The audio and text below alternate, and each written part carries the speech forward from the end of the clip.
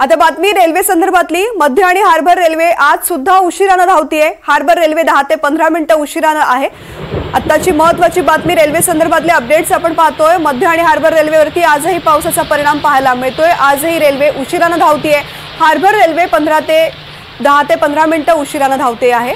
राहुल कांबळे या संदर्भातले अपडेट्स देतात। राहुल,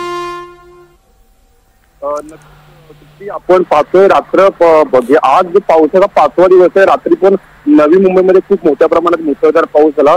सगळीकडे थोडंफार जनजीवन विस्कळीत झालेलं। आपण जर मेट्रो रेल्वेचं लोकल सेवा जर बघितली नवी मुंबईची तर ट्रान्स हार्बर आणि हार्बर 10 ते 15 मिनिटांनी उशिरा आहे। तसंच मध्य रेल्वे सुद्धा जे आहे 10 ते 15 मिनिटांनी उशिरा चालत आहे।